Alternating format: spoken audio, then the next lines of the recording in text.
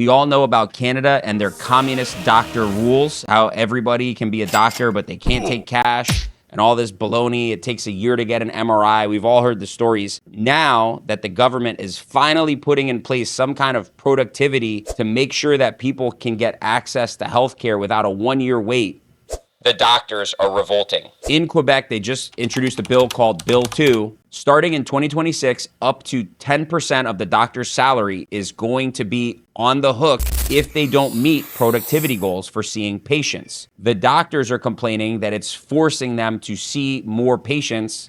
Yeah.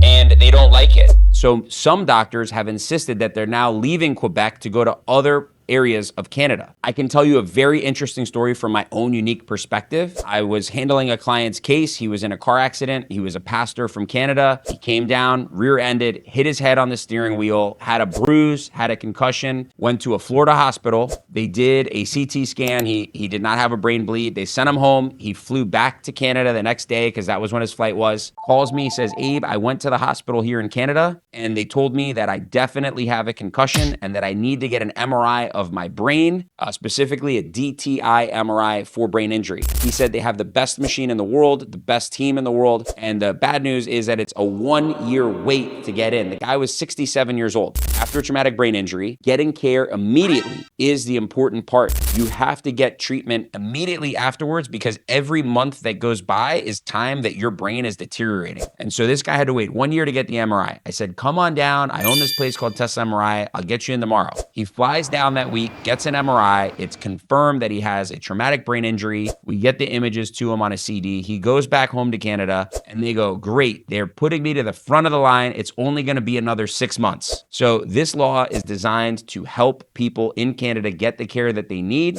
Just because someone went to medical school doesn't mean that they are an efficient doctor. And having productivity goals is essential at any business. If you worked at a hospital in the United States and you said, I'm only going to see 10 patients today, why should I see more? I get paid the same salary. It's not going to fly in the United States. And that's why they're passing this law. And I think this is a great law for Canada. Maybe it sucks for the doctors who have to reach productivity goals. I'm sorry you have to do what everyone else in a business has to do, but figure it out.